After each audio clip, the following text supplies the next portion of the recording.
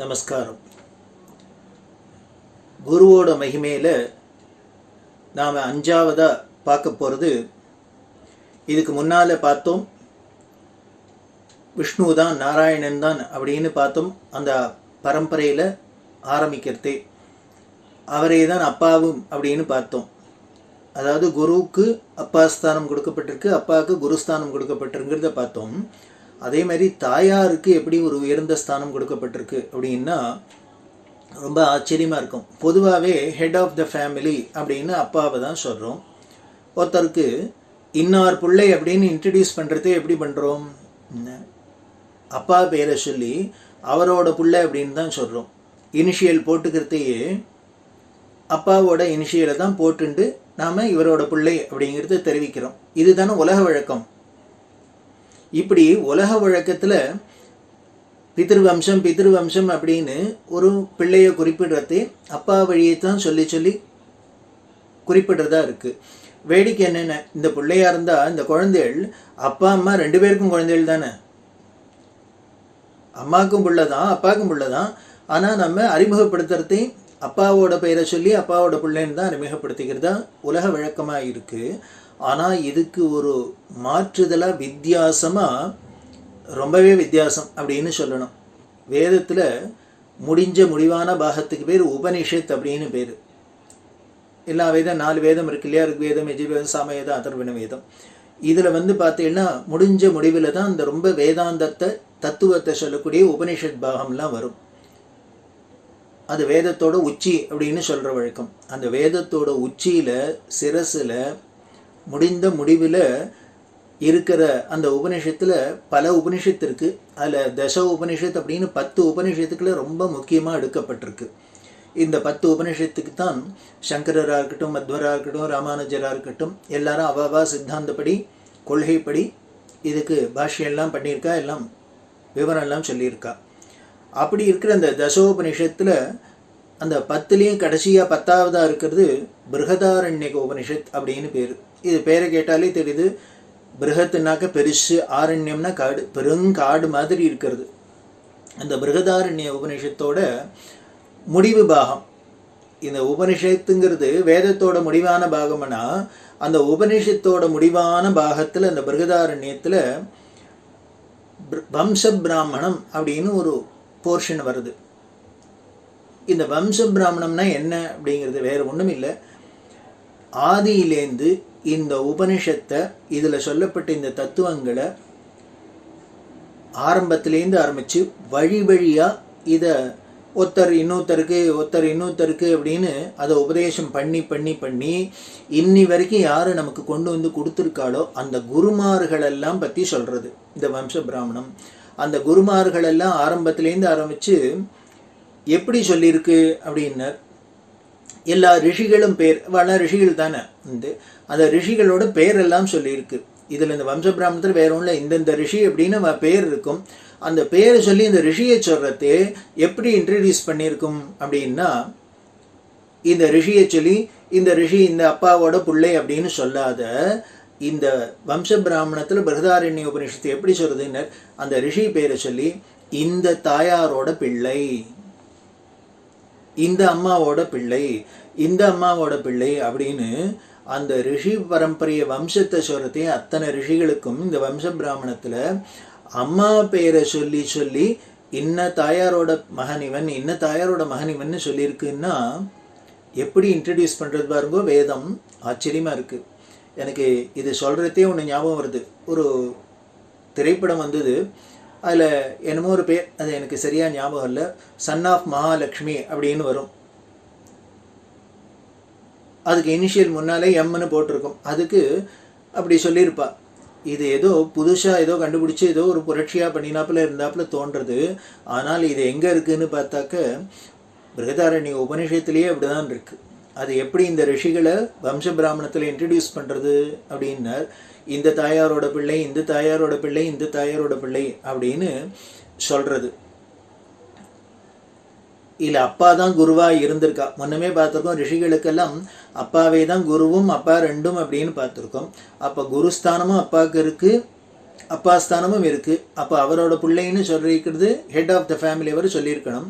ஆனால் இங்கே உபநிஷத்து என்ன பண்ணுறதுன்னு தாயார் பெயரை சொல்லி சொல்லி சொல்லி இந்த தாயாரோட பிள்ளை, இந்த தாயாரோட பிள்ளை, இந்த தாயாரோட பிள்ளை, இந்த ரிஷி அப்படின்னு சொல்கிறது அப்படின்னா ரொம்ப ஆச்சரியமான ஒரு விஷயம் தானே. இது ரொம்ப வித்தியாசமான ஒரு விஷயம் தானே.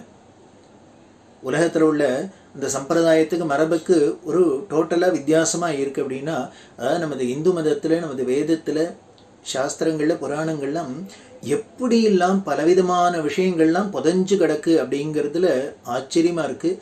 என்ன அதை நாம் கவனிக்கலை, யாரும் கவனிக்கிறதுக்கு நமக்கு அக்கறை இல்லை. இப்படியெல்லாம் எடுத்து எடுத்து பார்த்தா எவ்வளவோ விஷயங்கள் கொட்டி கிடக்கு.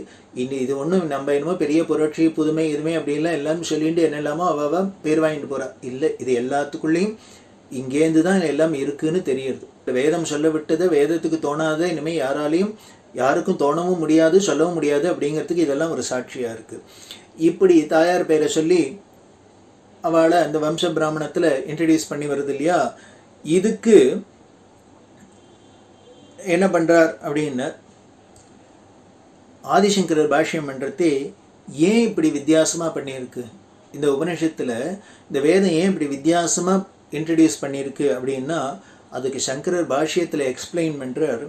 வேறு ஒன்றும் இல்லை, முக்கிய காரணம் ஒரு பிள்ளை நல்லவனாக வளர்கிறதுக்கு, நல்ல குணங்களோட நல்ல பழக்க வழக்கங்களோட நல்லவனாக இருப்பதுக்கு முக்கிய காரணம், முதல் காரணம் யாருன்னா தாயார் தான், பெண்கள் தான்.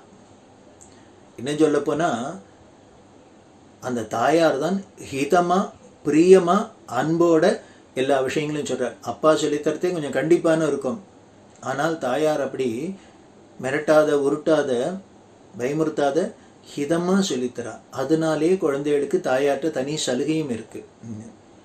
இப்படி அந்த குழந்தைகள் நல்ல குழந்தையாக வரத்துக்கு ஒரு பெண் தான் காரணம், தாயார் தான் காரணம். அப்படிங்கிறதுனால இந்த வேதம் என்ன பண்ணுறதுன்னு, இப்போ ஏற்பட்ட ரிஷிகள் இவ்வளோ ஒரு பெரிய வேதாந்த தத்துவத்தை உலகத்துக்கு கொடுத்துருக்காருன்னா அவள் எதனால, இப்போ ஏற்பட்ட தாயாருக்கு பிள்ளைகளாக இருக்கிறதுனால, இந்த தாயார்கிட்ட பிறந்ததுனால அப்படின்னு அந்த தாயாருக்கு உயர்வை கொடுத்து, அந்த பெண்களுக்கு ஒரு உயர்ந்த ஸ்தானத்தை கொடுத்து, ஒரு குழந்தை நல்லவாளாக இருக்கிறதுக்கு பெண்களே முக்கிய காரணம், முதல் காரணம் அப்படிங்கிறதுல வேதம் உபனிஷத்து எவ்வளவு தீர்மானமான நம்பிக்கையோடு இருந்திருக்கு அப்படின்னு தெரியறது.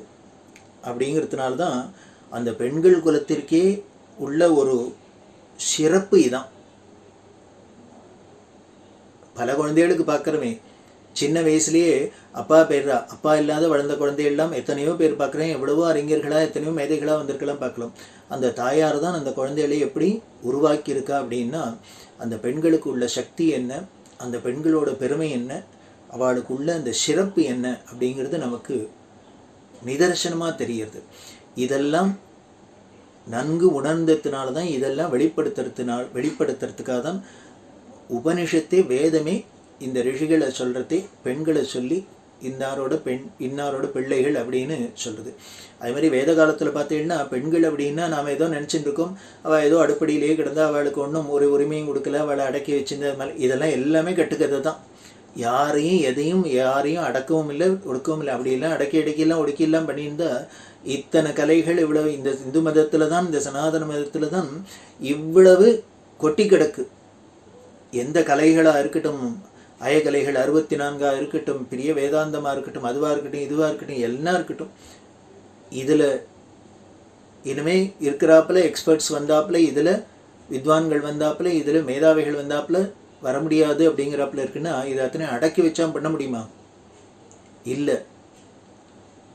அதெல்லாம் ஒரு கற்பனையாக நமக்கு சொல்லப்படுற ஏதோ ஒரு காரணங்களுக்காக சொல்லப்படுறது தான். அப்படி இல்லை. பெண்கள்லாமும் எவ்வளவு இருந்திருக்கா, எவ்வளவு வித்வான்களாக இருந்திருக்கா அப்படின்னு பார்த்தா தெரியுது. உபனிஷத் காலத்திலேயே இந்த ஆத்ம வித்தியை வேதாந்த விசாரம்லாம் பண்ணிட்டு எத்தனை ஆழமான ஞானம் உள்ள பெண்கள்லாம். உதாரணத்துக்கு சொன்னோம் அப்படின்னா, யாக்ஞவல்கர் அப்படிங்கிற பெரிய மகரிஷி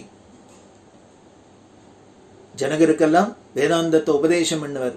அந்த யாக்ஞவல்கரோட மனைவி மைத்ரேயி அப்படின்னு, அந்த மைத்ரேயி எப்படி வாதம் பண்ணுறா அப்படிங்கிறதுலாம் நமக்கு தெரியறது.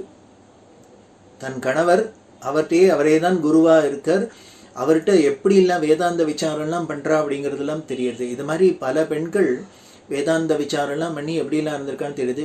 இலக்கியங்கள், தமிழ் இலக்கியம், சங்க இலக்கியங்கள்லாம் பார்த்தா கூட எத்தனை பெண்பால் புலவர்கள்லாம் இருந்திருக்கா. ஒன்றுமே வேண்டாம், ஒரு அவை பாட்டி போறாதா, உலக பிரசித்தம். எவ்வளவு ஒரு மேதாவிகளாக இருந்திருக்கா அப்படின்னா அவளை அடக்கி வச்சிருந்ததுனால இருக்க முடியுமா. அதனால அவர்களுக்கும் எல்லா வாய்ப்பும் கொடுக்கப்பட்டது. ஆனால் அவளோட முக்கிய கடமையாக குடும்பத்தை பார்த்துக்கிறதுன்னு சொல்லியிருக்கு. அதுக்கு போக மீதி இவாளுக்கு என்ன வேணா பண்ணலாம் அப்படிங்கிறதுக்கு சொந்தம் கொடுக்கப்பட்டிருக்குன்னு தெரியுது. இதுலேருந்து வேதாந்த காலத்திலேருந்து ஆரம்பித்து நல்ல மக்களை உருவாகிறதுக்கு யார் முக்கிய காரணம்? பெண்களோட பங்கு தான் ரொம்ப முக்கியமானது, இன்றியமையாதது அப்படின்னு தெரியுது. அப்படின்னா ஒரு பின்னால் வர ஜெனரேஷனையே, ஒரு மக்கள் சமுதாயத்தையே உருவாக்குற ஒரு பெரிய பொறுப்பு, நல்லவர்களாக உருவாக்குற பொறுப்பு யார்கிட்ட இருக்குது அப்படின்னு அன்னையோட கையில் தான் இருக்குது. அவன் நல்லவனாவதும் தீயவனாவதும் அன்னை வளர்ப்பதிலே அப்படின்னு ஏதோ ஒரு பாட்டு கூட வருது இல்லையா. இதெல்லாம் அந்த தாயாருக்கு தான் அவ்வளவு முக்கியமான பொறுப்பு இருக்கிறதுனால தான் அந்த பெண்களை, தங்கள் குழந்தைகளை நல்லவாளாக உருவாக்கணும் அப்படிங்கிறது கடமை. இது கேட்குறதே நாம் என்ன புரிஞ்சுக்கணும் அப்படின்னா, நாம் ஏதோ குழந்தைகளை பெற்றோம், அது பாட்டுக்கு வளர்ந்தது, படிக்க வச்சோம் அப்படின்னு இல்லை. அது நல்ல குழந்தைகளாக வளர்த்து அப்படி சமுதாயத்துக்கு நல்ல பயனுள்ள குழந்தைகளாக கொடுக்க வேண்டிய பொறுப்பு பெண்கள் கையில் இருக்குது அப்படிங்கிறது பெண்கள் குலம் புரிஞ்சுக்கணும். அதனால் இதை விட இந்த உபனிஷத்து வசதி சொல்லியிருக்கிறத விட பெண்களை உயர்த்துறதுக்கு வேறு ஒன்றும் தேவையே இல்லை, சான்றே வேண்டாம். இப்படி ஒரு உயர்வு கொடுக்கப்பட்டிருக்கு நமது இந்து மதத்திலையும் வேதத்து மூலியமாகவும் தெரியறது. பெண்களை ரிஷிகளை சொல்கிறதே அவள் உபநிஷத்தில் தாயாரை சொன்னது அப்படின்னு. இதை போல் இன்னும் இந்த பெண்கள் சம்மந்தப்பட்டது எப்படிலாம் அந்த பெண்கள்லாம் இருந்திருக்கா, அது அவளோட பங்கெல்லாம் என்ன அப்படிங்கிறதுலாம் பல கதைகள்லாம் உபநிஷத்துலாம் வருது. ரொம்ப சுவாரஸ்யமான விஷயந்தான். அதில் ஒரு சில கதைகளை நாம் தொடர்ந்து பார்க்கலாம். கட்டாயம் நீங்க எல்லாம் சப்ஸ்கிரைப் பண்ணுங்க, ஃப்ரீ சப்ஸ்கிரிப்ஷன் தான்.